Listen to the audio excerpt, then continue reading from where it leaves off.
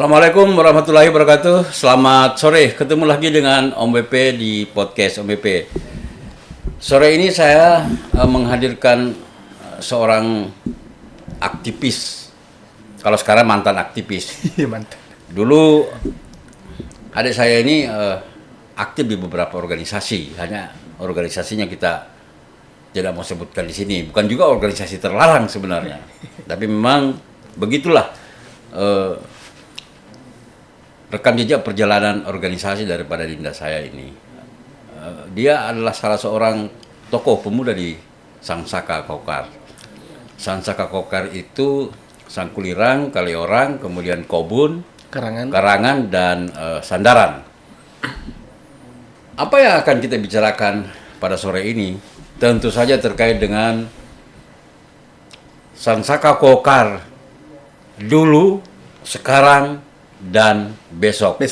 Ini menarik ini, karena seorang pemuda yang peduli terhadap daerahnya atau kampung halamannya. Assalamualaikum. Waalaikumsalam Om. Ketemu lagi nih Om. Iya, kenapa saya undang ke sini nih? Karena kita juga kan kita harus melihat secara terang benderang bagaimana sih sebenarnya Sangsaka Kaukar itu, ya kan? Sangsaka Kaukar itu kan potensinya sangat luar biasa. Luar biasa Om, luar biasa.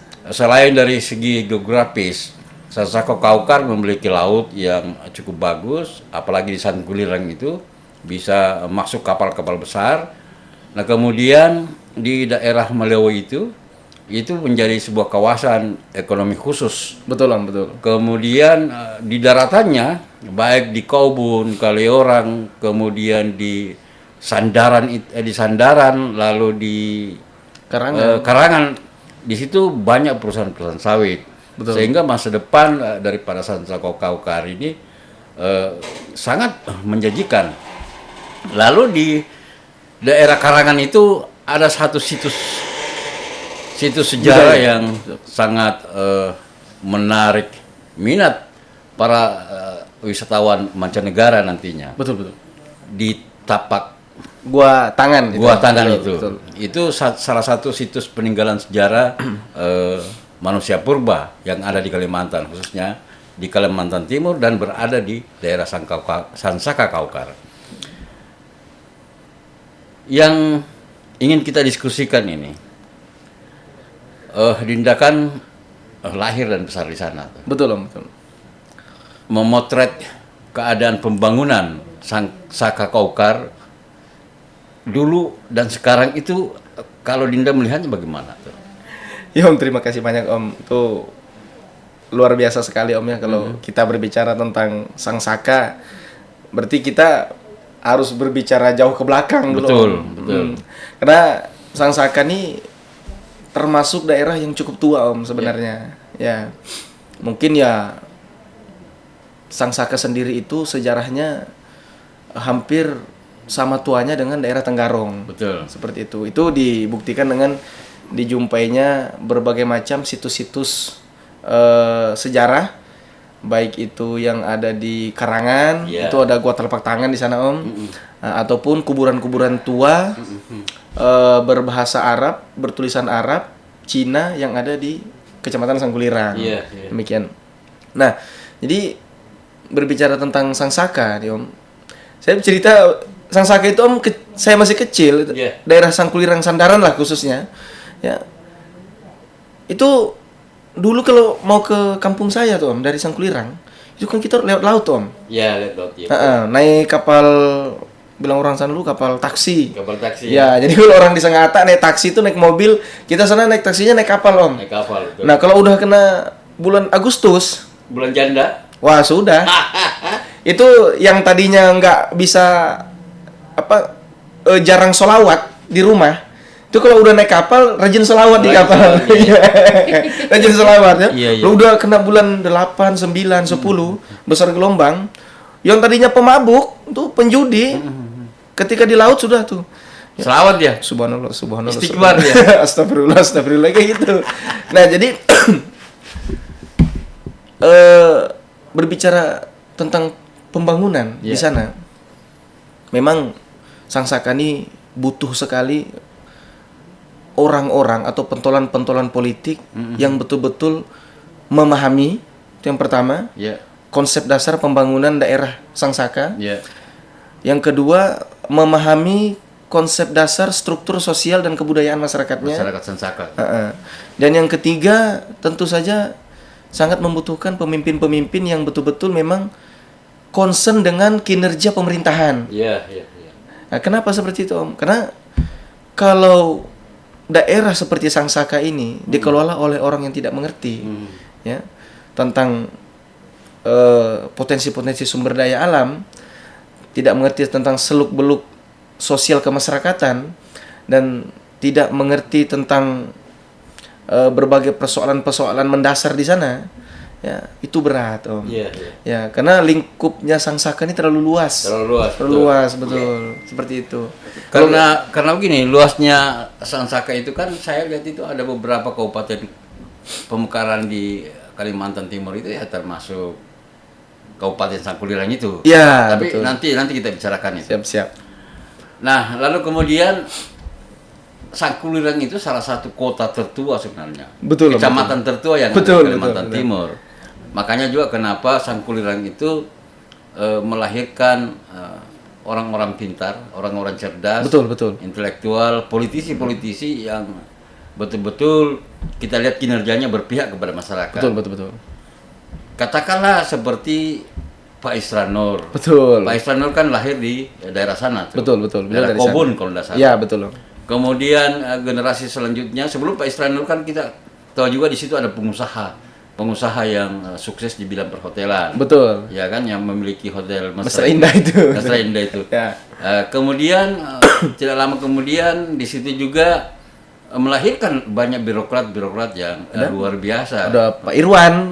Kemudian melahirkan politisi muda seperti Haji Irwan Peco. Betul. Diikuti lagi dengan saudaranya Pak Agus Ridwan. Betul sekali. Jadi orang selalu bertanya begini, kenapa orang-orang Sangsaka begitu melejit karirnya? Saya bilangnya memang di sana peradabannya kota tua yang banyak tantangannya, tetapi karena di situ terjadi asimilasi, orang-orang luar masuk karena pelabuhannya dulu bagus. Betul. Kesadaran orang-orang tua kita di Sangsaka pada saat itu berpikir, wah kalau anak-anak saya tidak sekolah ini nanti bisa ketinggalan zaman. Betul. Saya juga pernah mendengar cerita dari Pak Isran, ya kan, kenapa bisa berbahasa asing? Ya karena banyaknya kapal-kapal asing. Ya betul. Sampai sekarang juga masih banyak itu kapal-kapal asing. Bersandar di Sangkulirang. Nah, tadi Dinda sudah bicara tuh soal struktur atau geopolitik yang ada di Sangsaka. Betul. Bahwa Sangsaka kalau tidak ditangani oleh seorang pemimpin yang betul-betul memahami terkait dengan geopolitik dan geososial yang ada di sana itu susah aja berat. Susah, betul. Jadi gini, Om. Masyarakat Sangsaka ini kan terdiri dari dua struktur kemasyarakatan. Ada masyarakat bahari, dan masyarakat pedalaman, seperti itu. Ada masyarakat pesisir yang mayoritas ini dihuni oleh keturunan-keturunan dari orang Sulawesi, seperti itu. Nah, ada masyarakat daerah pedalaman, mana orang-orang Dayak Basab, itu menghuni daerah-daerah tersebut. Nah, kalau orang tidak mengerti tentang bagaimana mengelola struktur sosial ini, maka pembangunan ini tidak bisa berjalan baik. Kenapa? Karena pembangunan ini harus berdasarkan kebutuhan. Betul. Kebutuhan, Om, bukan kemauan kita semata. Betul, kemauan, bukan berdasarkan keinginan. Betul. Kita di pesisir. Ya, kita bangun jalan tani banyak kan nggak nyambung, Om. Betul. Kan gitu. Nggak nyambung. Di pedalaman kita bangun tambak, kolam-kolam ikan, nggak nyambung, Om. Kan seperti itu. Nah, persoalan dasar yang ada di Sangsaka ini sebenarnya sepele. Infrastruktur ekonomi dan infrastruktur pendidikan. Itu. Nah, ini beberapa periode pemerintahan, ya, saya bersyukurnya di periode pemerintahan yang ada sekarang ini, ya, oleh Pak Ardiansah Sulaiman ini infrastruktur di bidang pendidikan itu lumayan kencang, Om. Sudah mulai Ya, sudah betul. mulai terarah. Sudah mulai terarah dan itu betul-betul berjalan dengan progresif. Iya. Bukan sekedar formalitas. Iya, iya. Nah, kan biasa tuh ada namanya pembangunan yang penting dikasih. Iya. Kalau di zamannya beliau ini, pembangunan infrastruktur pendidikan itu betul-betul langsung mengarah tuntas. Nah, ini contoh seperti di daerah Desa Merukangan itu. Oh, di Merukangan. Salah satu desa paling tua di Kecamatan Sandaran. Iya, iya. Itu sekolahnya kan udah puluhan tahun tuh, Om. Sudah puluhan tahun dan kalau kita jalan itu bisa kita injak ujung sini ujung sana, nanti papanya mukul dahi gitu. Iya, iya. Puluhan tahun terbuat dari kayu pula. Kayu, Om. Iya. Nah, ketika beliau turun ke sana, masyarakat kemudian menyampaikan itu kepada beliau. Nah, beliau kemudian perintahkan kepala dinas untuk selesaikan itu. Dan sekarang sekolahan itu diganti baru, Om. Semuanya. Iya, iya, iya. Bukan cuma direnovasi tapi langsung diganti baru. Tuh. Nah, yang kedua ada sekolah di Desa Susuk Tengah. Nah, ada sekolah SD Susuk Tengah. Tahun 2017 saya itu pernah menggendong anak kelas 2 SD. Di situ karena kakinya patah, tangannya patah, dan kulit kepalanya ini terkelupas, Om. Dari depan ke belakang. Iya, iya, iya. Itu disebabkan oleh apa tuh? Disebabkan ditabrak motor, Oh. dikarenakan posisi sekolahnya di pinggir jalan raya. Iya, iya, iya. Jadi suatu hari saya ceritakan itu kepada Pak Bupati. Pak Bupati, saya 2017 itu pernah loh, Pak. Gendong anak kecil kelas 2 SD perempuan. Sambil jalan itu dia panggil terus mamanya. Iya, iya. Saya sambil jalan tuh netes air mata saya, Om. Nah, saya sampaikan itu kepada Pak Bupati. Karena sekolahnya dipindah, Om. Dipindah dari pinggir jalan raya ke dalam gang. Jauh dari Jauh utama. dari akses utama. Iya, iya, iya. Dengan posisi yang sekarang itu aman. Artinya, insya Allah di situ keamanan anak-anak sekolah akan lebih terjamin. Oke. Perpindahan itu untuk membuat anak-anak kita terjamin. Sebenarnya begini juga, Arsyil, bahwa pemerintah daerah itu, bupati, gubernur, itu kan ada yang menjadi kewajiban. Betul. Yang harus dilakukan oleh pimpinan daerah itu. Salah satu kewajiban yang harus dilakukan kepala daerah itu adalah bagaimana membangun kebutuhan dasar masyarakat. Betul. Misalnya infrastruktur jalan, Jalan. kemudian air minum, Air dan listrik. ya kan, pendidikan, Betul. dan kesehatan. Kesehatan, betul, itu tadi penting. kan sudah disinggung masalah pendidikannya. Pendidikan. Itu dipotret di Kecamatan Sandaran. Betul. Tentu saja di kecamatan-kecamatan lain saya pikir tidak jauh beda dengan. Tidak jauh berbeda, Om. Artinya kita mengambil sampel dalam satu kecamatan, tetapi secara menyeluruh itu terjadi hampir di semua kecamatan. Seperti itu. Iya. Nah, ini ada desa di sana, desa Krayan Bilas lah yang saya ceritakan itu. Di situ anak-anak sekolah itu kalau mau pergi sekolah, anak SD, anak SMP-nya Iya, iya. itu harus naik kendaraan truk, ya kan? Itu 2 jam, Iya, iya. 2 jam. Nah, padahal situ masyarakatnya banyak. Iya, iya. Nah, dan itu kita sampaikan kepada beliau. Kita sebagai masyarakat kita hanya menyampaikan. Dan beliau kemudian berpikir, kasihan sekali anak-anak ini. Ya, kalau sekolah 2 jam naik truk terus sampai ke sekolah itu bukannya belajar, tidur anak-anak. Tidur, kelaparan. Iya, iya, iya. Kasihan. Jadi saya waktu itu dengan masyarakat sepakat, kepala adat dan sebagainya, tolong dong Pak, dibangunin SMP di sini gitu. Beliau menyambut positif hal tersebut. Ya kan, walaupun itu anggarannya belum masuk, tetapi ada bahasa dari beliau mengatakan kita harus perjuangkan itu. Oh, jadi di Sandaran atau di daerah situ sudah mau bangun SMP juga? Di Kerajaan Bilas. Oh, di Kerajaan Bilas. Iya. Kalau di Sandaran sendiri itu sampai SMA sudah lengkap sekarang. Sudah lengkap ya? Ya, cuma ada beberapa titik lagi yang memang belum tercover hanya karena memang komunikasinya lambat. Iya, kalau dibandingkan dengan dulu kan jangankan SMP. Benar. SD aja harus ke Sangguliran. Benar, Om, benar. Saya dengar cerita Pak Israt itu, dia hanya SD di sana, kemudian SMP harus ke Betul. Samarinda. Betul. Itu pun naik kapal laut tuh. Betul, Om, betul. Yang kalau kita cerita masa lalunya Sansaka Kaukar ini. Betul. Waktu itu masih Sangguliran. Gitu. Betul, Om. Belum ada Kobun, belum ada Kaliurang, belum ada namanya Karangan tuh. Masih satu Sangkulira waktu itu. Betul, masih Kecamatan Sangkulira Iya, waktu iya, itu. Nah, jadi Sangsaka ini Om luas sekali. Luas sekali. Mungkin kalau dibandingkan dengan daerah Jawa, Sangsaka itu sudah bisa jadi 3 kabupaten. Iya, betul. Kan seperti itu. Betul. Luas sekali. Dari Sangkulirang ke Karangan itu sama kayak Sangkulirang pergi ke Bontang rasanya Om. Benar, jauh betul. Kalau Om ke sana itu kayak luar biasa. Jauh banget Bisa Om. saja kita melakukan perjalanan singkat tapi harusnya speed. Kalau naik speed kan paling 2 jam. Betul, betul. Tetapi kalau naik mobil itu bisa seharian tuh baru sampai di Betul. di Karangan tuh. Jadi yang saya salutnya dengan pemerintahan yang ada sekarang ini, selain mampu mengelola keuangan daerah, pemerintah yang sekarang ini juga mampu melakukan lobby anggaran ke tingkat provinsi maupun ke pusat.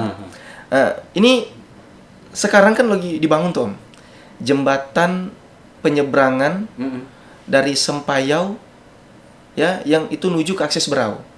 Oh. Ya, itu lagi dibangun jembatan. Iya. Itu dari provinsi itu ya kalau tidak salah ya. Kalau tidak salah dari provinsi Iya, itu. iya. Kayak itu programnya Pak Isran kalau tidak Iya, salah. betul. Dan sekarang jalannya itu juga sedang dilakukan persiapan pengecoran. Artinya mungkin dalam 1-2 tahun ke depan, ke Berau itu bukan lagi barang jauh. Jadi kalau Om Epe mau liburan ke Berau, mungkin ini sudah dekat nanti. Tidak perlu lagi lewat Wahau. Wahau, bener jauh Iya, banget Om iya, di sana. iya, Ini benar. bisa sudah lewat Sangkulirang, mungkin 1-2 tahun ke depan sudah bisa lewat Sangkulirang, lewat jalan yang mulus, badan nggak capek, tembus ke Berau langsung lihat pantai cantik, luar biasa. Itu tembusnya ke Bidu-Bidu atau apa tuh? Tembusnya ke Bidu-Bidu Om. Ke Bidu-Bidu ya? Iya, tembusnya di Batu Putih. Oh, tembus ke Batu Putih. Batu Putih Om, Oh, betul. enak tuh langsung kita lihat apa itu di sana kan ada namanya Labuan Cermin itu. Ada Labuan Cermin, banyak lah Iya, iya. destinasi wisata di sana. Nah, jadi kita selaku warga di Sangsaka, terutama dari kalangan muda lah seperti saya ini, itu betul-betul menaruh harapan yang besar terhadap pemerintah yang ada sekarang. Iya. Bukan tanpa sebab, Om. Kita kan anak muda ini Om, kita merasa sekali bahwa masa depan nanti ini kita akan jalani Om. Benar. Ya, jadi kita nggak pengen pembangunan yang ada saat ini nih hanya memperkaya segelintir orang. Saya Om paling ngedek lihat pejabat tuh kaya. Iya, Minta maaf ya. Iya. Ya kalau lihat pejabat Iya. pakai mobil mewah, rumahnya mewah, ya minta maaf. Saya tuh kurang respect Om. Iya. Ya, saya bukan orang politisi, Iya. tapi ini suara hati masyarakat kecil. Betul. Kita tuh pengennya pemerintah tuh betul-betul fokus kepada kesejahteraan rakyat. Nah, oke, tadi masalah pendidikan walaupun masih sedikit kita bahas terkait itu dengan kepedulian pemerintahan yang ada sekarang ini. Iya. Bukan hanya di Sangkulirang, bukan hanya di Karangan, bukan hanya di itu. Tetapi hampir di semua kecamatan itu ada bangunan-bangunan baru terkait pendidikan Betul, itu. Om, betul. Itu merupakan salah satu kebutuhan dasar masyarakat kita. Kebutuhan dasar. Nah, yang selalu diteriakin orang kan itu persoalan listrik masuk desa itu. Listrik, benar. Kalau Arsil melihat beberapa desa yang ada di Sangsaka Kokar itu, sudah ada berapa desa yang atau ada berapa desa yang belum dialiri listrik tuh? Jadi saat ini saya tuh pernah 4 kali ikut rapat, ya, mewakili masyarakat lah, pertemuan antara pemerintah daerah dengan PLN. Iya. Itu di kantor bupati. Pak Bupati ini memang gencar sekali mengejar percepatan program pemerataan listrik di Kabupaten Kutai Timur, Iya, kan terutama di daerah-daerah pinggiran itu. Ada tagline-nya itu kan Kutim Terang. Kutim Terang, Iya. benar ya. Untuk seperti daerah Pengadan itu sudah nyala sekarang, sudah nyala. Nah, terakhir ini yang sedang berjalan sekarang kan Kecamatan Sandaran. Itu ada 2 desa sekarang ini yang sedang pemasangan tiang. Oh. Memang nggak bisa seperti membalikan telapak tangan. Iya. Ya, tetapi kan prosesnya berjalan. Jadi ada sudah tiang PLN di situ? Sudah, Om. Sudah pasang tiang, udah 2 desa, udah berapa kilo tuh panjangnya sudah. Nah, dan untuk di daerah Sangkulirang seberang, itu seperti Desa Mandu, Kerayaan, Saka, dan sebagainya. Terakhir itu, waktu kepala-kepala desanya ada pertemuan dengan Pak Bupati. Iya. Itu Pak Bupati langsung menelpon kepada bidang ESDM Iya. dan PLN untuk segera masukkan itu ke dalam list untuk di tahun depan ini. Artinya kita berharap mudah-mudahan itu tidak terkendala oleh hal-hal lain seperti itu. Tetapi saya melihat Pak Bupati sangat serius. Ya, karena beliau telepon langsung itu di depan kepala-kepala desa waktu itu. Itu sudah diprogramkan untuk. Sudah diprogramkan, tinggal kita tunggu ini jalan kan antri kan Om. Artinya begini, kalau sudah ada program begitu kan ada harapan. Harapan betul. Ada harapan. Bukan janji tapi sudah masuk list program. Ya, masuk program itu sudah ada harapan. Kita di beberapa desa di sana itu bahwa ini akan terang nanti di sini. Betul, betul Om. Nah, jadi yang ingin saya tambahkan sedikit sih gini Om.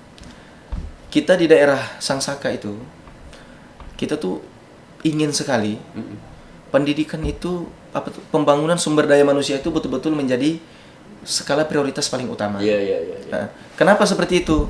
Saya ini kan Om bukan juga berasal dari keluarga yang berpendidikan tinggi.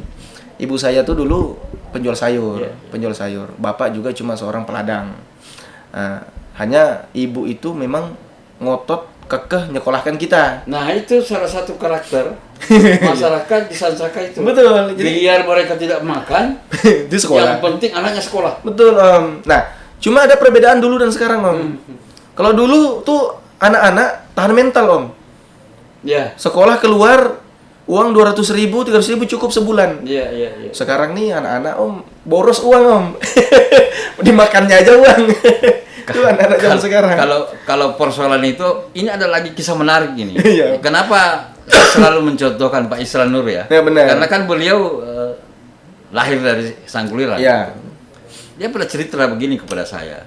Dulu itu waktu saya sekolah di mana? Di Samarinda. Iya. Setiap hari Minggu itu kan dulu kan setiap hari Minggu itu pasti ada orang kawin. Betul. Oh, saya sudah pakai neces ke saya. Iya. Iya kan? Jadi seakan-akan Undangan. Padahal mau makan gratis tuh. Ini luar biasa. Itu kerjaan saya juga itu. Memang begitu Om, kita tahan mental tuh Om. Iya. Nah, mungkin di sinilah saya melihat kejelian pemerintah kita saat ini. Baik itu Pak Isran maupun Pak Ardiansah. Iya. Beliau tahu anak-anak muda jam sekarang ini cukup banyak pakai uang. Iya. Program beasiswa oleh pemerintah provinsi zaman Pak Isran dan di zaman Pak Bupati ini lumayan kencang. Lumayan kencang betul. Iya betul. Iya. Termasuk di daerah tempat saya sana tuh banyak yang dapat beasiswa. Saya dulu dapat beasiswa juga Om dari pemerintah provinsi oleh Pak Isran itu. Iya. Cuma namanya saya anak kampung dulu Om. Itu kertas undangan saya bikin kapal-kapalan. Rusak saya malu lagi minta ke pihak sekolah waktu itu. Iya. Betul saya dapat itu Om. Nah saya merasakan.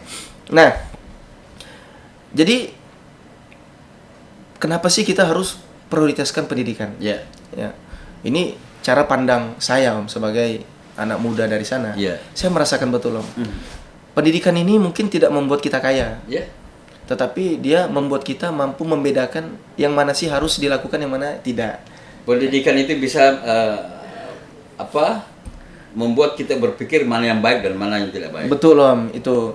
Nah, saya melihat Pak Bupati ini, Pak Ardiansah Sulaiman, ya kan, dan Pak Isran itu orang yang sangat memahami konsep pembangunan sumber daya manusia. Om. Iya. Nah, kenapa?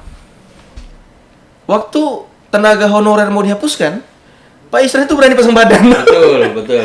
Kenapa? Karena salah satu tulang punggung pendidikan di Kutai Timur ini honorer Om. Benar. Honorer, kasihan. Nah, untuk di Pak Bupati itu gaji guru Om sekarang tinggi-tinggi Om. Iya. Kita tuh iri Om sama guru-guru. Betul. Tinggi gaji guru tuh Om. Iya. Karena itu saya punya acil, Iya. dia guru juga. Itu kalau gajian Om bisa beli motor. Luar biasa ya. Betul Om. Jadi Iya. sekarang anak-anak guru itu banyak yang kuliah di luar. Sekarang tuh kuliahnya enak-enak Om. Nah, inilah yang membuat saya itu kepada Pak Isran dan kepada Pak Ardiansah ini respect. Padahal saya tuh nggak keluarga sama mereka. Iya. Betul. Kalau Pak Isran itu kan programnya itu beasiswa tuntas. Betul. Kaltim itu. Nah, selama periode beliau ya, itu sekitar 200.000 lebih. Betul Om, betul tuh. Pelajar kita diberi beasiswa oleh Pak Isran Nur. Betul. Nah kan, ini kan sayang nih kalau dilanjutkan orang-orang yang betul-betul berpihak kepada rakyat tuh. Betul Om, betul. Nah termasuk di Kutim ada juga tuh program beasiswa yang Ada, Om. yang dilakukan oleh Pak Ardiansa Sulaiman. Ada. Tadi kan belum selesai, belum tuntas tuh. Kalau pendidikan is oke lah. Oke. Iya kan? Honorer Pak Islam pasang badan. Pasang badan. Kalau di Kutai Timur itu satu-satunya mungkin di Indonesia yang menjadikan TKDD itu menjadi P3K. Itu tadi. Sekian ribu itu. Berani menanggung biayanya. Iya. Pasti juga keberanian itu kena ada dasar. Ada dasar. Pertama dasar kemanusiaan. Betul? Kemudian kedua itu dasar bagaimana agar supaya orang-orang yang bekerja ini nanti juga berpacu untuk betul-betul kinerja yang bagus. Betul. Iya kan? Betul. Kalau zaman kemarin-kemarin kan, itu kan selalu teriak, wah TKDD kapan nih gajian? Nah sekarang TKDD sudah diangkat derajatnya lagi menjadi P3K. Betul Om, betul. Dan itu pasti honornya atau salary-nya itu lebih tinggi daripada Betul. Ibu saya itu kan Om pedagang Om. Mm-hmm. Dia jualan kelontong Om. Itu ibu saya. Yeah. Jualan sembako. Mm-hmm. Itu dulu Om. Artinya kita cerita dulu nih. Iya. Kalau sudah bicara tentang TK2D ya kan atau pegawai. Iya. Ini mohon maaf. SK sudah dalam bank Om. Umpamanya nih kan. Iya. Tinggal nunggu insentif. Ternyata dalam suatu ketika dalam satu periode kepemimpinan tapi bukan di zamannya Pak Bupati ini ada defisit. Iya. Itu Om, saya kasihan Om. Betul. Itu di rumah saya itu banyak guru-guru yang kemudian itu menggantungkan hidup berutang di situ. Berutang, betul. Nah, ini di zaman Pak Bupati nggak pernah itu. Iya. Yang di zaman Pak Bupati yang ini, Pak Ardiansa ini, nggak ada lagi yang kayak gitu. Justru sekarang tuh mereka tuh kelihatan mukanya bahagia, cerah, terang. Anaknya pada sekolah tuh di Samarinda semuanya. Kita ngelihat itu juga kita optimis. Optimis terhadap masa depan generasi kita. Ini soal pendidikan ini kenapa sih saya selalu ingin bahas Om? Karena pendidikan ini jalan tersingkat untuk merubah masa depan keluarga di kampung. Iya. Yang tadinya itu orang susah Om, kalau anaknya sudah sarjana, itu insya Allah anaknya bisa berpikir bagaimana supaya hidupnya nggak susah seperti orang tuanya.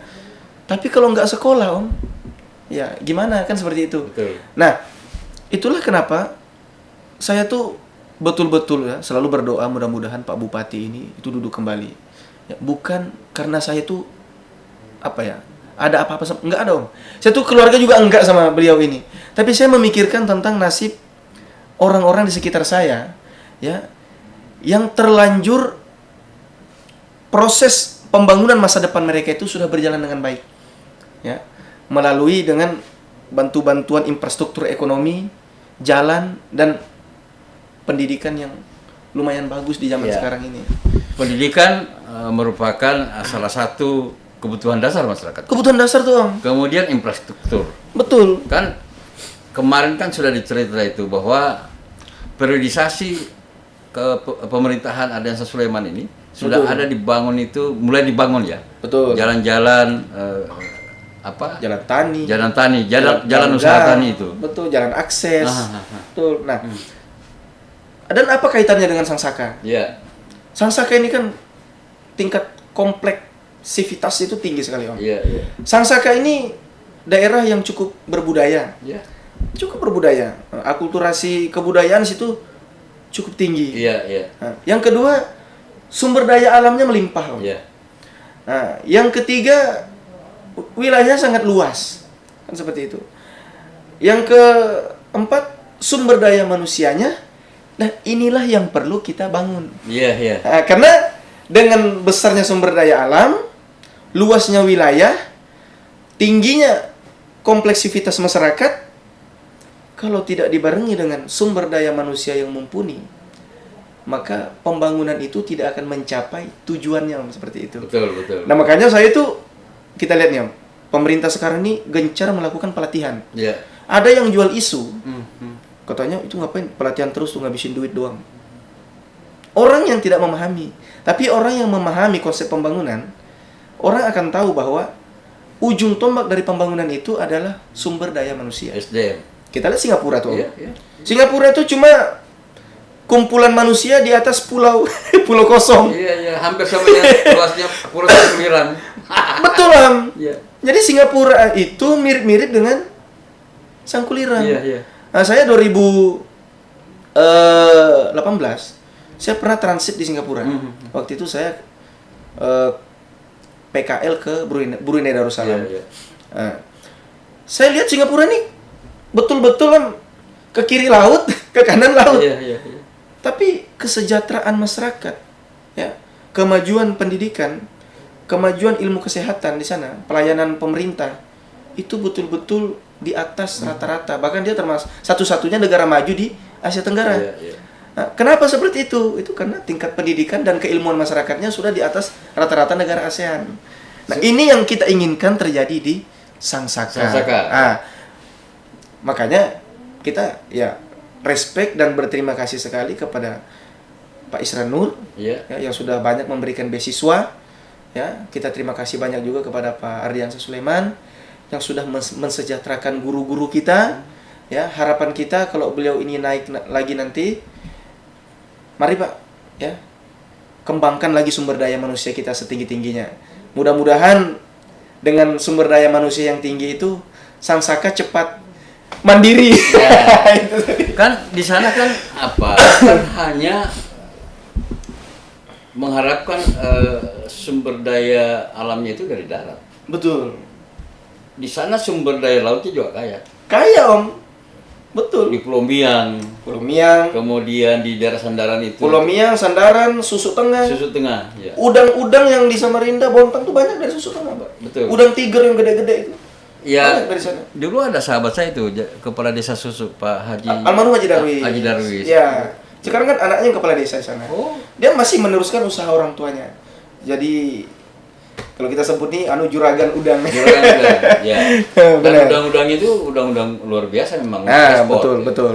Nah, ini yang sekarang ini kita ingin agar kedepannya itu ada semacam balai pelatihan atau balai pengkajian, kajian strategis, bagaimana daerah itu bisa menjadi daerah penghasil perikanan pusat di Kutai Timur. Ya. Seperti itu. Sebenarnya itu yang menjadi salah satu bagian daripada isu yang ada di Sangsaka. Bappenas. Dari Bappenas ya, Bu. Betul, betul. Iya kan? Sebenarnya di Bappenas itu sudah mereka lebih tahu Kutai Betul. Timur Betul. daripada kita. Betul, betul. Dia bilang kalau di Kutai Timur itu betul-betul ingin kembangkan yang namanya pariwisata hanya dua. Betul. Yang lainnya itu ikutan. Betul. Seperti yang dibangun oleh pemerintah daerah. Fokus bagaimana mengembangkan pariwisata yang ada di Prepap itu. Prepap. Orang hutan. Betul, betul. Kedua, bagaimana mengembangkan pariwisata yang telapak tangan itu. Betul, betul. Yang di Batu Lepo. Batu Lepo itu. Betul.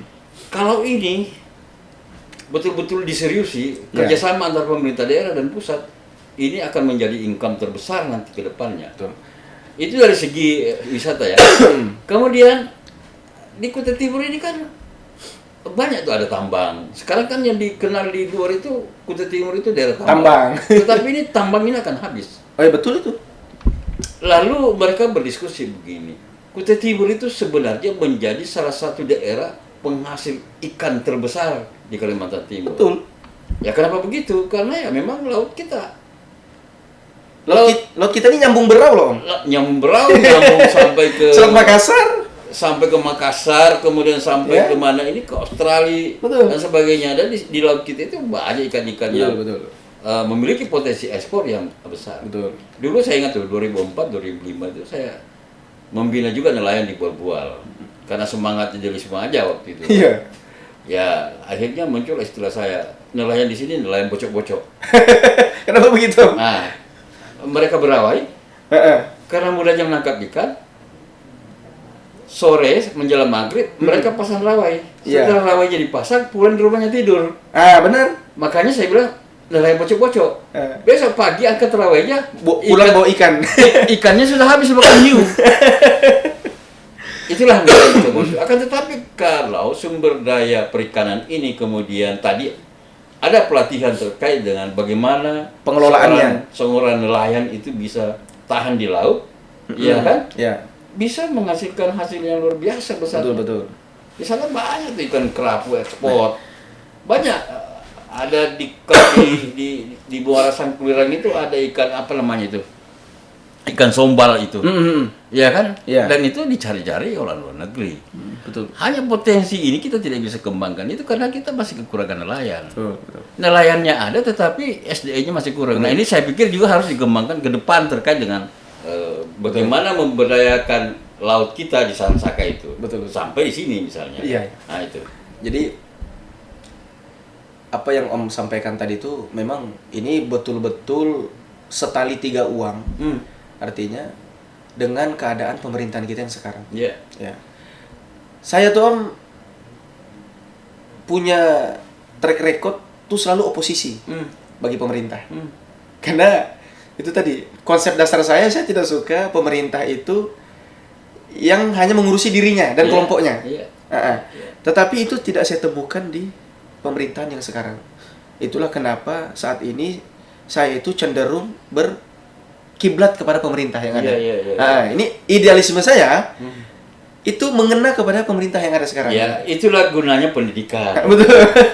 Artinya seperti yang kita katakan tadi bahwa pendidikan itu kan mengantar kita bisa menilai mana yang baik dan mana yang tidak baik. Betul. Dan apa yang dilihat Arsin terkait dengan pemerintahan Ardiansah Sulaiman ini, wah ini orang baik ini. Ya, betul. Ini orang sederhana ini. Ini orang yang betul-betul berpihak kepada rakyat ini. Kenapa kita tidak dukung misalnya? Betul. Jadi kita punya sumber daya manusia, punya sumber daya alam. Tentu ini hanya bisa dikelola ketika pemerintah itu betul-betul memang concern dengan tanggung jawabnya selaku pemerintah. Iya. Betul. Kenapa?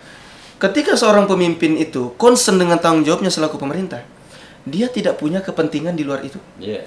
Sebenarnya selama ini yang banyak menghalangi kemajuan daripada pembangunan itu sebenarnya kepentingan kelompok. Iya. Oh, saya tidak mau bangun di sana. Kenapa? Bukan orang saya. Itu kan susah, Om. Iya. Kalau begitu. Saya tidak mau bangun ini. Kenapa? Tidak menguntungkan bagi saya. Ini susah. Tapi kalau pemerintah itu benar-benar dia konsen, dia fokus dengan program-program kepemerintahan, program-program kerakyatan, dia tidak akan pandang itu. Nah, ini saya lihat ini betul-betul memang ada di sosok pemerintah yang sekarang. Pak Ardiansah itu selalu hadir di tengah masyarakat kita. Dan selalu mendengar apa aspirasi masyarakat. Iya, nah makanya salah satu yang membuat elektabilitas beliau tinggi. Tinggi sekali. Iya. Popularitas beliau tinggi. Ya disebabkan itu. Betul. Di setiap ada masalah pasti hadir tuh. Betul. Dan itulah sebenarnya diharapkan pemerintah harus hadir. Hadir, betul. Di tengah masyarakat kita. Betul. Bukan hadir di situ hanya sekedar kampanye aja. Kampanye atau menyampaikan bahwa nanti kamu pilih saya. Tetapi kan hadir di setiap persoalan yang dihadapi oleh masyarakat kita. Betul. Hadir untuk memberikan arahan, pencerahan, motivasi, serta sama-sama memecahkan masalah masyarakat. Iya. Ini kan kita sudah bicara itu masalah listrik tadi, masalah pendidikan, masalah jalan. Betul. Tadi malam kita sudah bahas itu bahwa jalan-jalan tani sudah mulai dibangun agar supaya masyarakat kita di sana tidak lagi menjual murah tanahnya. Betul. Nah, wacana terkait dengan Kabupaten Sangkulirang. Tentu hasil dia mendengar isu itu. Saya dengar dan selalu memantau itu. Iya. Walaupun saya tidak terlibat dalam kepanitiaan. Iya. Nah, tapi saya memantau itu. Nah, kemarin sih kita tuh punya harapan yang cukup besar, Om, dengan adanya Haji Irwan di DPR RI. Ya kan, kita punya link ke pusat, kan seperti itu. Tetapi dengan ini sebenarnya kesalahan. Saya anggap ini kesalahan saya juga. Iya. Kenapa sih saya nggak sekuat tenaga memperjuangkan beliau? Iya. Beliau tuh aset bagi Sangsaka sebenarnya. Saya kok terharu kalau dengar. Karena termasuk jalanan ke Sangsaka itu bagus, banyak campur tangan beliau. Betul. Ya. Dan sekarang bukan hanya di Sangsaka tuh. Dan sekarang jalan dari Samarinda Bontang itu Sangatta itu kan. Dan sekarang mohon maaf, saya katakan saya pun ikut menzolimi beliau. Iya. Jadi saya cukup menyesal dengan hal itu. Nah, tetapi saya tidak ingin ini terulang kedua kalinya. Sangsaka punya aset, Pak Isran. Kita tidak ingin beliau lepas dari gubernur. Dan Sangsaka itu cukup dekat dengan Pak Ardiansah Sulaiman. Kita juga tidak ingin beliau lepas. Iya. Kenapa? Sebenarnya yang kita butuhkan Om untuk pemekaran itu sederhana saja. Sinergitas dari atas ke bawah. Betul, betul. Dan ini saat ini Pardiansa ini betul-betul memang posisinya lagi diuntungkan. Kenapa saya katakan diuntungkan? Iya. Di pencalonan beliau yang saat ini, partainya Pak Presiden tuh di sini. Iya, iya. Kan gitu. Iya, iya. Nah, maaf nih. Itu Partai Gerindra, partainya Pak Prabowo. Iya, iya. Itu kan di beliau. Betul, betul. Nah, itu yang pertama. Artinya beliau sudah punya jaringan akses untuk menembus pusat. Iya. Kan begitu? Iya. Nah, yang kedua, Demokrat juga di sini. Iya. AHY kan Iya, iya. Menteri ATR BPN. Betul. Itu semua kan kalau tata ruangnya jadi kan mudah Om sebenarnya. Dan Sasaka punya ahli tata ruang. Betul. Haji Irwan itu ahli tata ruang. Betul. Sebenarnya. Nah, jadi di ARMY ini sekarang lengkap. Ya. Mau nembus presiden ada Gerindra. Kan gitu. Iya. Mau menembus wakil presiden ada adeknya PSI. Iya, iya, iya, iya, iya. Kesang itu kan nyerahkan rekomendasinya kemarin ke Pak Mayunadi itu. Iya, iya, iya. Mau mengelola tata ruang ada AHY. Iya, iya. Menembus AHY gampang. Tangan kanannya kok di sini ada Haji Irwan. Iya, iya, iya. Nah, iya. jadi alangkah sayangnya kemudian kalau kita bicara tentang Sangsaka, tapi kita tidak di barisan Pardiansa ini. Artinya bicara tentang pemekaran Sangsaka tanpa berpikir secara objektif, berpikir secara ilmiah, melihat pondasi-pondasi yang sudah terbangun. Ya, saya rasa itu terlalu politis Om. Ya, jadi begini, persoalan pemekaran daerah otonomi baru itu kan moratoriumnya masih ada. Betul. Hanya kalau kita bicara terkait dengan DOB atau Ya. daerah otonomi baru itu, apalagi di musim pilkada kan orang bilang jualan politik lagi. Nah, betul. Padahal sebenarnya itu memang harus didiskusikan terus. Harus. Apalagi Kabupaten kita Timur ini kan kita tahu cukup luas tuh. Betul, betul. Hampir sama dengan luasnya Provinsi Jawa Barat. Betul, betul. Iya kan? Betul. Orang bilang, Om, di Sangatta itu kalau kita keliling berapa hari bisa tembus? Saya bilang 1 minggu. 1 minggu nggak habis tuh Om. Iya. Kok bisa? Saya punya pengalaman dulu. Betul. Keliling 18 kecamatan luar biasa. Wah, apalagi waktu itu infrastrukturnya masih sangat buruk Betul, betul. pada betul. zaman-zaman itu. Nah, sekarang alhamdulillah adanya Haji Irwan misalnya kan, Iya. sebagai putra Sansaka, jalan kita dari Balikpapan ke Samarinda, Samarinda ke Bontang, Bontang ke Sangatta. Bagus. Sangatta ke Sangkulirang itu sudah bagus, Bagus. tuh. Sudah mulus tuh. Iya. Orang bilang, itu kan program pemerintah. Benar. Tapi kalau tidak ada yang memperjuangkan, Tapi kan ada yang memperjuangkan. bisa aja anggaran itu dibuang ke Papua. Nah, bisa itu. Ya, karena ada yang menganggap, ada yang memperjuangkan, Iya. ada yang meminta, ada yang mengawal, makanya anggaran itu turun. Iya, iya. Nah, itu saya mau bahas itu Tom ya. Kadang-kadang juga ada yang ingin mengkanter. Iya. Bilangnya loh, itu memang tugasnya. Iya. Memang tugasnya pemerintah kok. Iya. Ya kan begitu katanya. Itu kan anggaran pemerintah, jangan diklaim-klaim lah. Iya. Ya memang itu anggaran pemerintah. Tapi kalau pemerintah tidak memikirkan kita, kan bisa aja ditaruhnya di suatu tempat Iya. yang nggak ada kitanya. Betul. Betul. Nih sama aja dengan orang punya kue, karena dia sayang sama kita, makanya kuenya dikasih ke kita. Betul. Kan seperti itu. Iya. Karena Haji Irwan sayang sama kita, Pak Isran sayang sama kita, Pak Ardiansa sayang sama kita. Makanya pembangunan itu diberikan kepada kita. Kan seperti itu. Betul. Kalau tidak, ya ditumpuk aja di Sangatta sini. Iya. Lebih mudah dipantau kan seperti itu. Kan itu sudah terbukti itu. Sebelum Haji Irwan menjadi anggota DPR RI, ya lama jalan kita dari Samarinda kan luar biasa. Nah, sekarang dari Sangatta Samarinda bisa 2 jam, 2 jam setengah. Dulu bisa 4 jam sampai 5 jam. 2016 Om, saya ke Samarinda. Saya ke Samarinda itu setiap pulang saya demam. Iya. Gimana ada demam Om? Pinggang sakit. Iya. Jalanan berlubang-lubang dan sebagainya kan. Tapi alhamdulillah semenjak beliau ya aspal tuh mulus kan seperti itu. Makanya saya ini kalau bicara ini malu sebenarnya saya Om. Iya. Karena kita ini kayak merasa berdosa sama beliau. Jadi ini pengalaman. Berkali-kali di podcast ini saya bilang kita itu merasa merasa rugi. Tidak bisa juga dikatakan berdosa. Kita itu merasa rugi jika ada orang baik kemudian orang baik itu kita tidak pilih. Betul. Ataukah orang baik itu kita tidak perjuangkan agar terpilih? Betul. Iya kan? Betul. Nah, ini terbukti. Lihat saja nanti 5 tahun ke depan. Betul. Ketika Haji Irwan misalnya tidak lagi di DPR RI, ya kemudian tidak lagi di bukan di Komisi 5, orang lain di Komisi 5. Saya khawatir daerah kita ini tidak diperhatikan lagi infrastruktur jalannya. Walaupun memang Kaltim itu sudah masuk di IKN, ya, Ibu Kota Negara Nusantara. Nah, kalau jalan-jalan di sana itu kan lama Om tidak pernah ke sana nih. Lama Om ya? Lama tuh.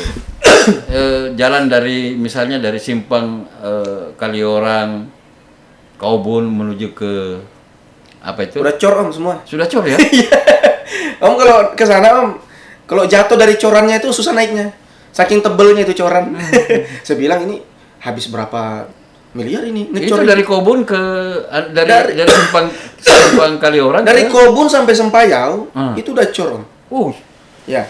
Dan dari simpang Kaliorang ke dalam Kaliorang itu juga sudah cor.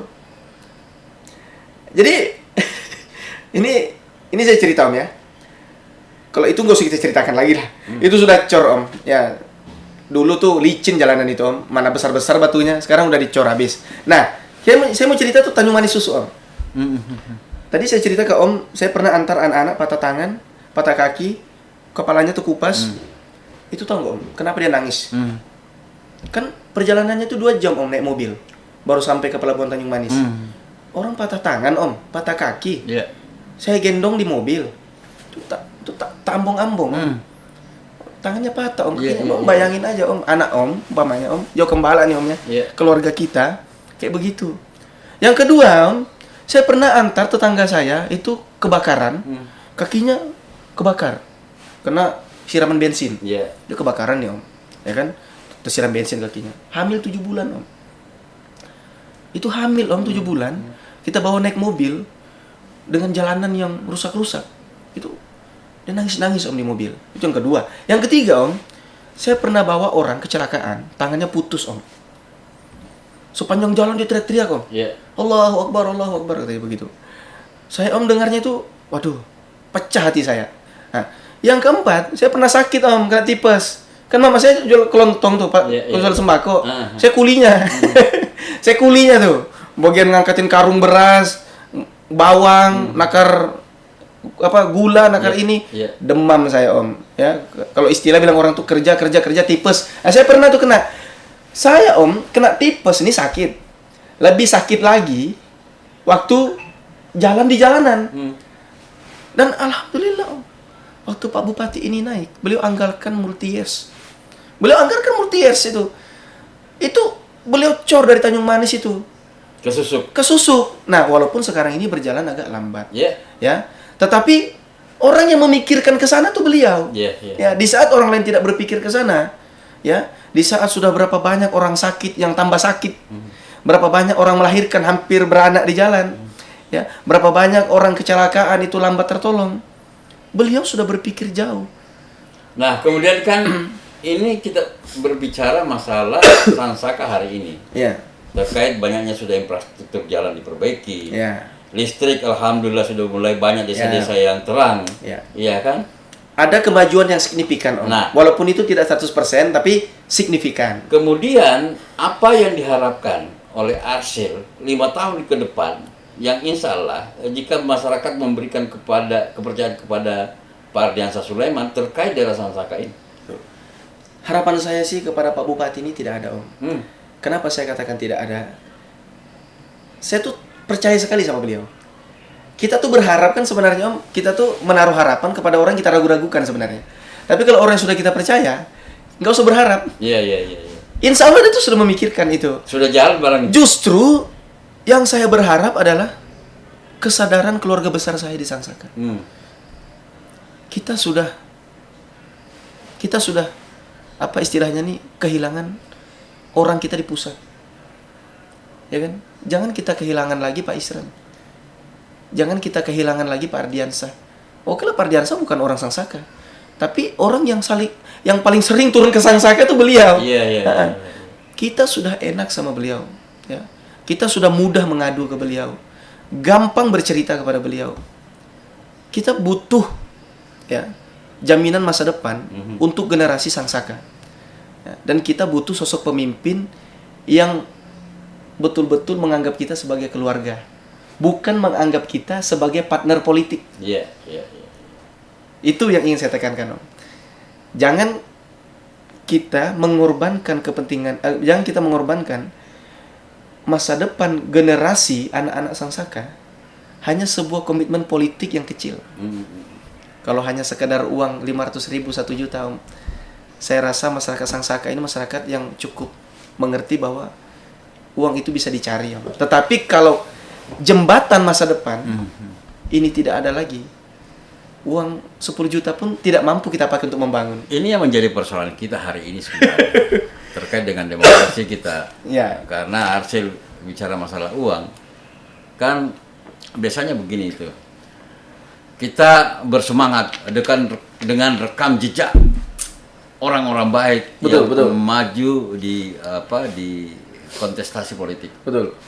Contoh misalnya Haji Irwan. Ini orang baik. Ya. Betul-betul memperjuangkan aspirasi masyarakat Kalimantan Timur terkait dengan infrastruktur jalan. Ya. Bukan hanya itu, banyak rumah-rumah jabuk dibagusi oleh Haji Irwan. Kayak lagunya itu, rumah-rumah jabo etam baiki. Nah itu dia.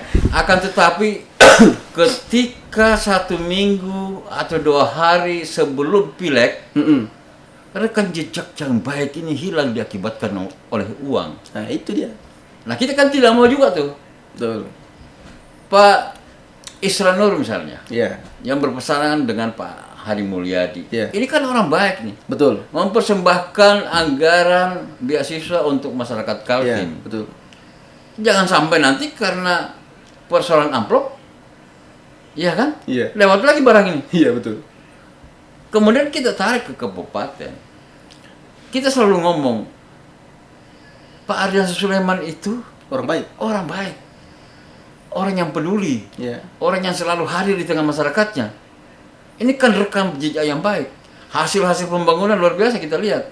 Jalan-jalan di kota, bagus. Jalan-jalan di desa, bagus. Parit-parit di kota, bagus. Iya kan? Pelebaran jalan luar biasa. Tetapi ketika mendekati hari H, rekam jejak yang baik ini hilang diakibatkan oleh amplop. Ini bahaya.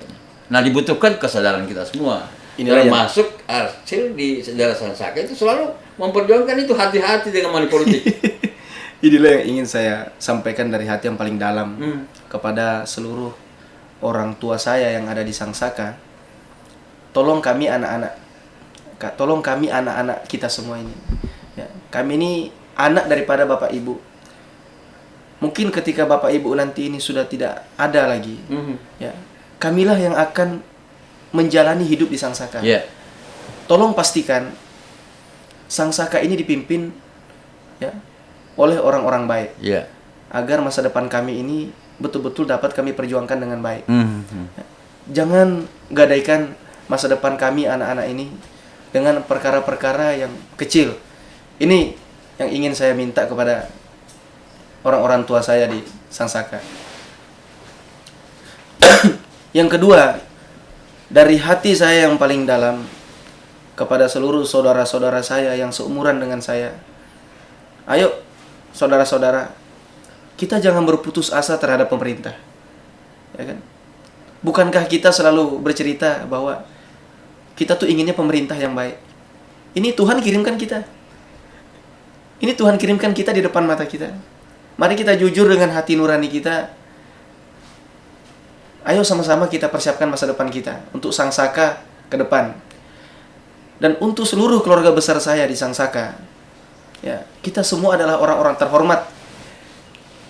Orang-orang Bugis di Sangsaka itu semua petarung. Ya, tidak mungkin mereka mau dibayar dengan money politik.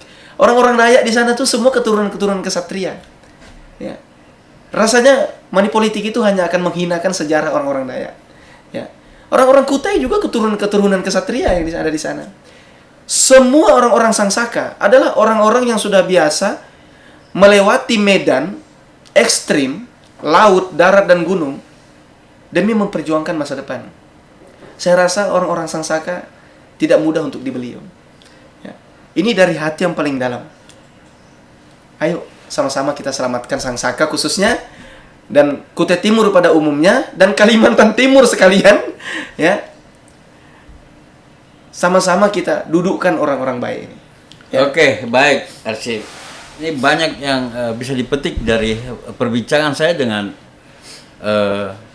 Arsyil sore ini, bahwa kita sekarang ini diperlihatkan orang-orang baik untuk ikut di pilkada maupun pilkada gubernur maupun kabupaten kota. Sayang jika orang-orang baik ini, orang-orang jujur ini, orang-orang yang selalu berada di tengah-tengah masyarakatnya, jika ada persoalan kemudian terhapus, terpupus oleh yang namanya money politik. Saya sepakat. Jika Anda punya hati nurani yang baik, orang-orang baik inilah yang harus diperjuangkan, orang-orang baik inilah yang harus dimenangkan. Tuh.